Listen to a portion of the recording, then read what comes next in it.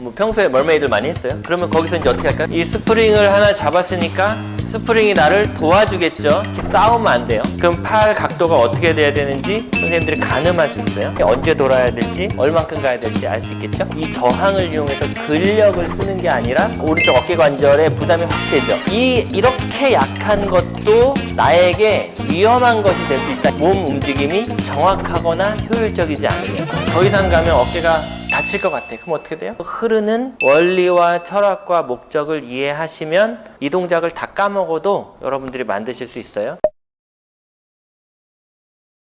다른 상체의 움직임이 있으면 거기 더하기. 예를 들어서 체어에서 뭐 평소에 멀메이드를 많이 했어요. 그러면 거기서 이제 어떻게 할까요? 거기서 팔만 이렇게 해보세요. 이게 뭐죠? 중심 연결이 된 상태에서 팔만. 그 상태에서 팔만. 그 상태에서 팔만. 그 상태에서 팔만. 네? 그 다음에 뭐 여러 많잖아요. 매트에서 하셔도 괜찮아요. 자, 보세요. 이 스프링을 하나 잡았으니까 스프링이 나를 도와주겠죠. 그러니까 이 스프링하고 이렇게 싸우면 안 돼요. 그러니까 이 스프링을 가지고 앞으로 밀었으니까 이제 내 팔이 스프링에 의해서 돌 거니까 훨씬 힘이 덜 들겠죠.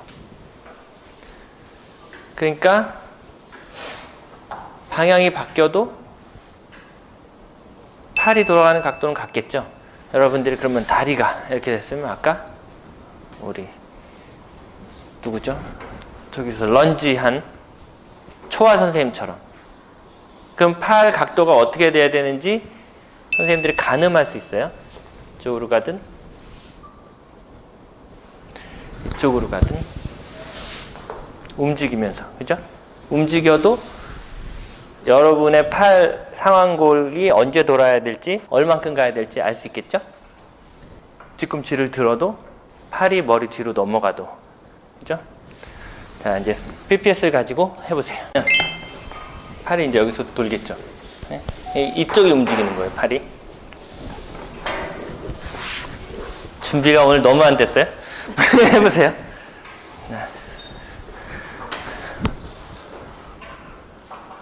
그렇지, 골반이 떨어져야 돼. 골반이 그렇지, 그렇게 떨어져야 돼. 예, 예. 그렇죠. 저기서 오른쪽 팔에 제한이 생기면 중심 연결이 안 된 거고 오히려 더 편한 것 같으면 중심 연결이 된 거예요. 예.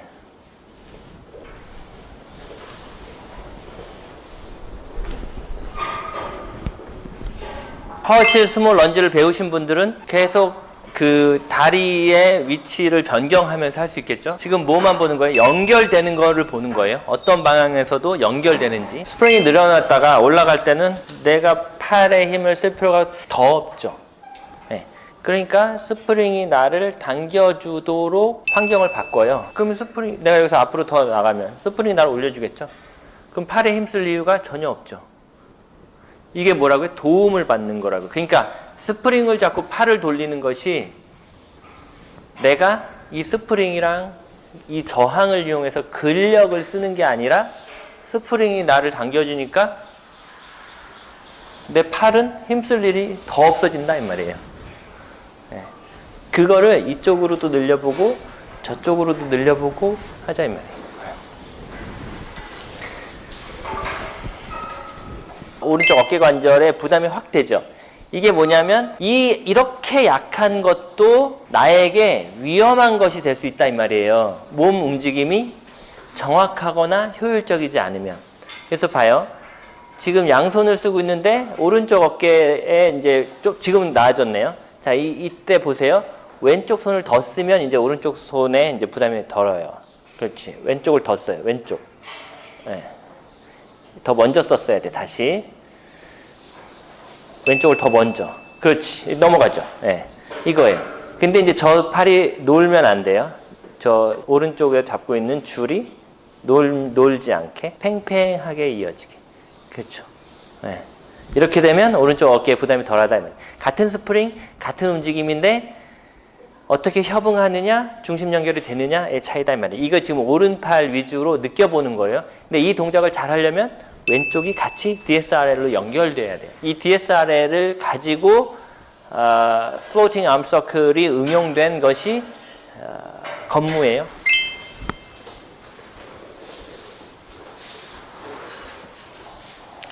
반 발 더 나가 보세요. 네.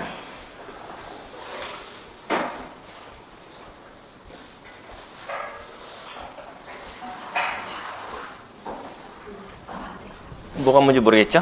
네. 이렇게 했으면 이제 여기서 가면 더 이상 못 가겠죠. 자, 이렇게 돼 있으면 이 앞발이 앞으로 좀 더 나가면 돼요. 그죠? 네. 나가면 얘를 충분히 쓸 수 있죠. 근데 가다 보니까 더 이상 가면 어깨가 다칠 것 같아. 그럼 어떻게 돼요? 이 거리를 줄여줘. 네? 그러니까 내 가동 범위가 이만큼이다. 그럼 여기서 몸 전체를 밀어서 갔어요. 가다 보니까 너무 많아. 그러면 어떻게 해요? 다시 힘쓰려고 그러면 주동근 수축이 된단 말이에요. 그러니까 뒤로 좀 빠지거나 전체를 돌려줘요. 그러면 이제 이 가동 범위가 더 커지지 않고 안전하게 할 수 있겠죠. 네. 나 원래 귀신이었는데. 네. 그렇지. 자, 그래서 원래 자기가 가진 가동 범위가 있어요. 그 가동 범위를 충분히 쓰자 이 말이에요.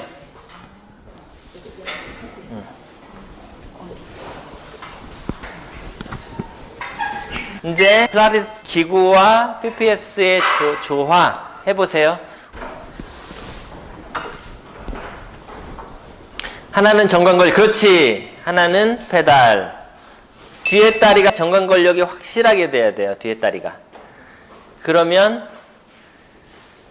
보세요. 어떤 사람이 저 베이스로 삼고 있는 왼쪽 다리를 확 움직이면 저분이 다치거나 쓰러질 것 같죠? 과연 그럴까요? 저분이 몸 전체의 방향을 변경하면서 PPS를 쓸 수 있어요. 저렇게. 이게 뭐예요? 역동적 안정성. 저거 움직이면 큰일 날 것 같은데 저거 움직이면서도 할 수 있다 이 말이에요. 그러면 저기에 이제 골반을 접었다 폈다 하는 걸 넣으면 어떻게 될까요? 신기하게도 저기서 뒤쪽으로 무릎을 굽혀도 또 펴도 방향을 변경해도 된다 이 말이에요. 그렇죠? 뽑기 할 때 뽑기 인형 같죠? 네. 네.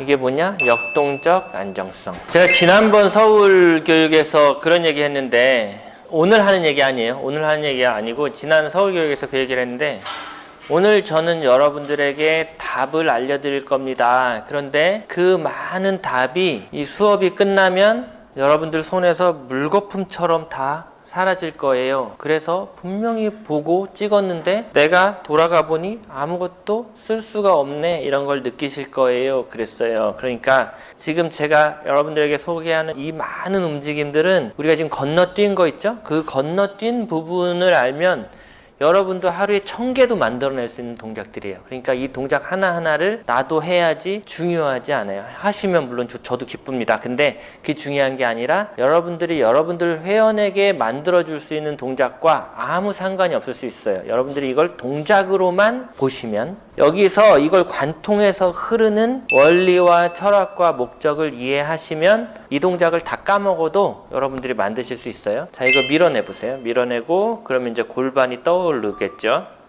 articulation. 이러면 다소 이제 무릎을 그렇죠. 무릎은 지금 오픈된 상태예요. 관절이 열려있는 상태다 이 말이에요. 그러면 여러분이 이제 베이스를 담고 있는 게 발, 그런데 이렇게 미끄러운 곳에 미끄러운 양말을 신었고 그럼 팔, 어깨 어디가 베이스일까 싶지요? 그럼 팔을 떼죠. 네. 이제 팔의 가동 범위가 제한되는지 한번 볼까요? 이렇게 해놓고 오른팔로 해보세요. 그래서 이거 없는 캐딜락을 살 걸 그랬나 싶지요. 이게 제가 말하는 장비가, 기구가 여러분의 운동 범위를 제한한다 이 말이에요. 네. 충분히 갈 수 있죠. 그러면 이제 장비를 피해서 가볼게요. 장비를 피해서 이렇게 갔다가 이렇게 갈 때 어떻게 하면 돼요? 싹 접었다가 또 폈다가 이렇게 될 수 있죠. 네. 이제 팔 바꿔서 해보고 다리랑 팔 바꿔서 해볼게요. 네. 계속 감상하시죠.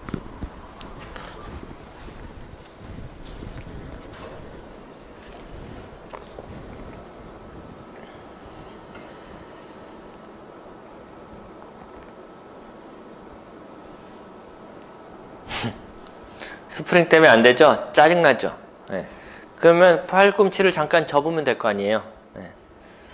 장비 탓을 왜 해? 이러면서. 그렇죠? 네. 그래서 여러분들이 기구에서 보는 많은 동작들은요, 기구 때문에 어쩔 수 없이 그렇게 디자인된 동작들도 많아요. 네. 그렇지.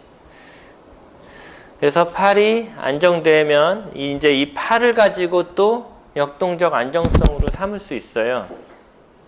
이제 골반이 더 올라가요. 네, 이럴 수 있어요. 자, 여러분들 또 다른 동작도 해보시고